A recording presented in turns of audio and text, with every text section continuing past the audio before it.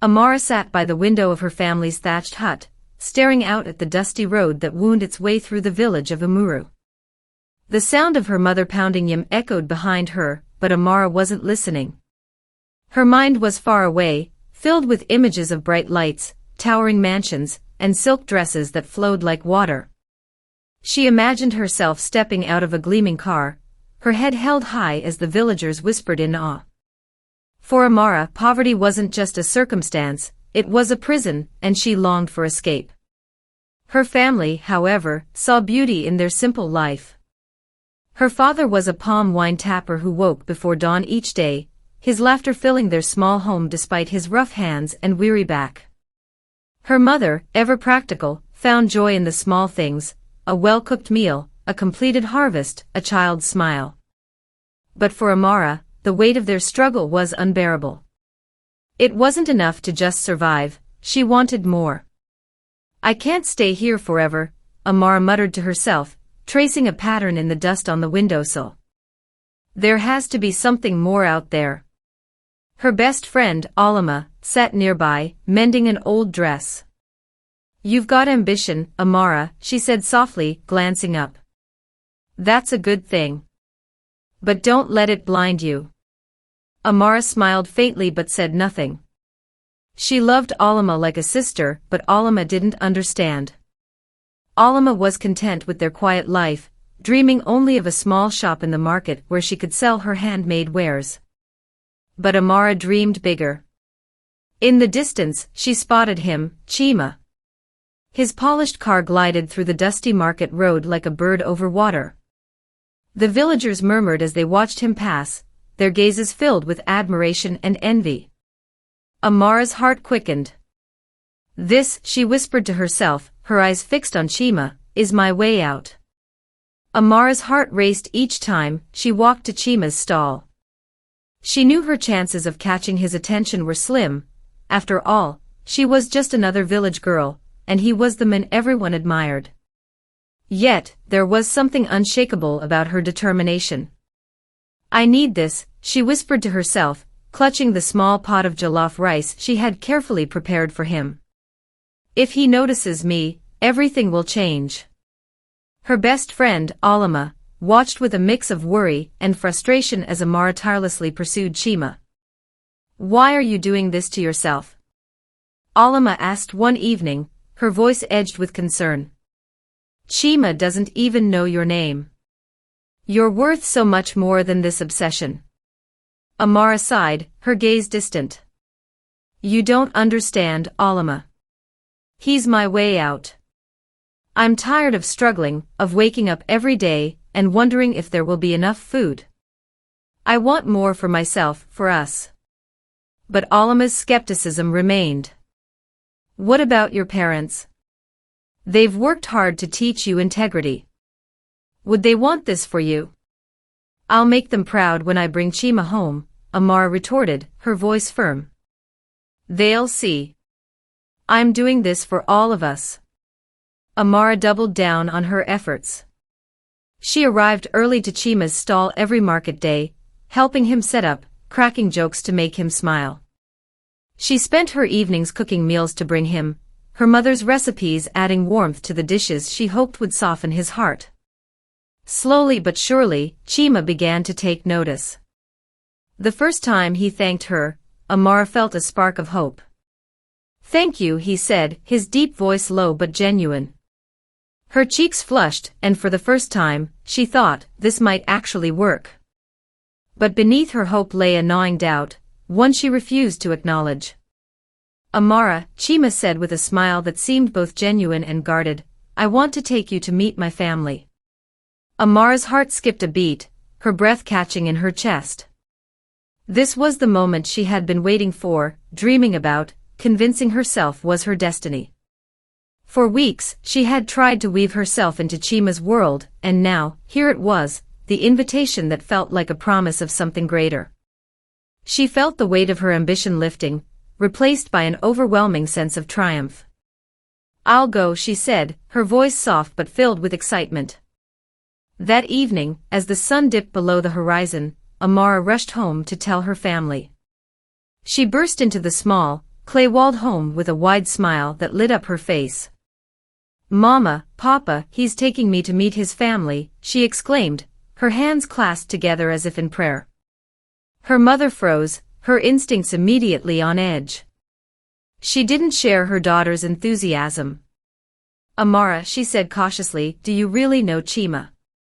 This man who comes and goes as he pleases, who shows no one where he lives, who tells no one where he gets his wealth. How can you trust him?" Amara rolled her eyes, brushing off the concern. "Mama, he's not just anyone. He's Chima. Everyone in the village admires him. You're always telling me to aim high." "Well, I'm aiming high." Her father sighed, shaking his head. "We've raised you to value integrity, not shortcuts. Wealth isn't worth losing yourself."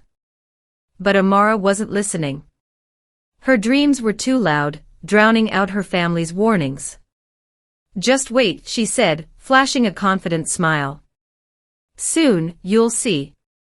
I'll be the happiest woman in this village."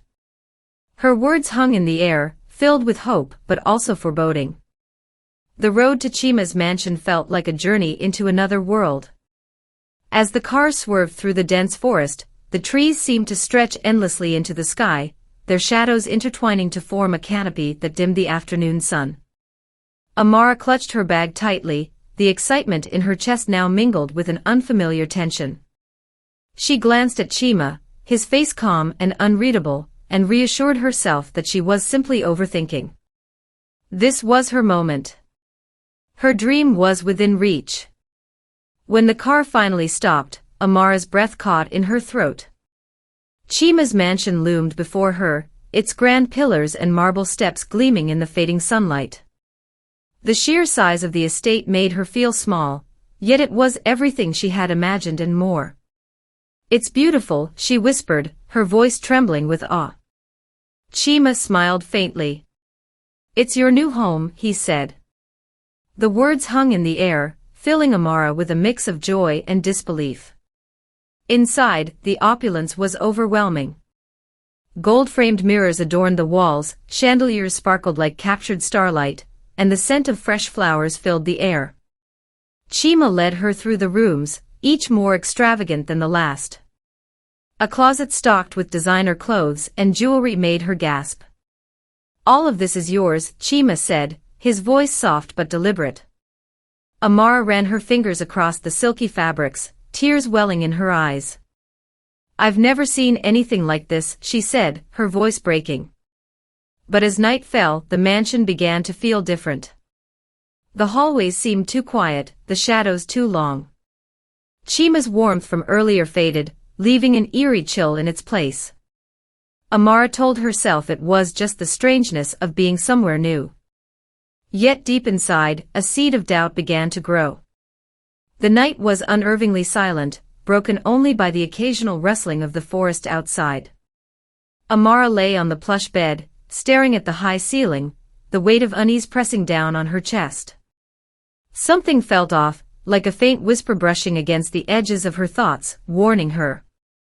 The mansion's grandeur now seemed cold, lifeless, as if its beauty concealed something sinister. Chima's absence that evening was unsettling.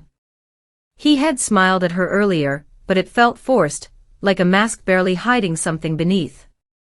"Maybe he's tired," she muttered to herself, trying to silence the growing doubt gnawing at her mind. She tried to recall her parents' words, their warnings echoing faintly in her memory. For a moment, she felt the sting of regret. What if they were right? She pulled her phone from under the pillow and stared at the shared location she had sent to Alma earlier. "Just in case," she whispered. The thought offered little comfort now. Suddenly, a floorboard creaked outside her door, the sound echoing in the stillness. Amara froze, her breath catching in her throat. She sat upright, her heart racing, her mind teetering between curiosity and fear. Was it Chima? Or something else entirely? The eerie silence of the forest seemed to thicken as the police convoy approached Chima's mansion. Amara's mother clutched Alma's hand, her eyes red and swollen from hours of crying. "I know something is wrong," she whispered, her voice trembling. A mother feels it in her bones. Alma, though equally terrified, held on to a faint hope that they would find Amara alive. When they reached the grand estate, the air felt heavy, as though the walls themselves bore witness to unspeakable horrors. The mansion, so beautiful from the outside, felt cold and soulless. The officers broke down the doors, their footsteps echoing in the hollow halls. Amara's father called out her name, his voice cracking under the weight of desperation, but only silence answered. Then they found it, the freezer room. The moment the police opened the large, steel door, the air turned frigid. Amara's mother let out a gut-wrenching scream that echoed through the mansion as her worst fears were confirmed. Inside, rows of human body parts lay neatly packaged, each labeled like merchandise. Among them, a lock of yellow fabric, a piece of Amara's dress, peeked out, unmistakable and damning. It was no longer hope that filled the air but the crushing weight of grief. The courthouse was silent, save for the steady hum of whispers that rippled through the crowd. All eyes were on Chima, the man who had once been admired and envied by an entire village. Now he stood in chains, his calm demeanor a stark contrast to the storm of emotions in the room. Mothers clutched their children, fathers shook their heads in disbelief, and many wept openly, mourning both the lives lost and their own complicity. When the judge's gavel struck, delivering the verdict of life imprisonment with hard labor, a collective gasp echoed through the courtroom. For some it was relief, for others it was too little, too late. Amara's mother collapsed in her seat, her cries piercing the heavy air. "She was my light," she sobbed, her voice trembling. "My Amara only wanted a better life." Chima's final words hung in the room like a shadow. "I only gave you what you wanted." It wasn't just a defense, it was an accusation.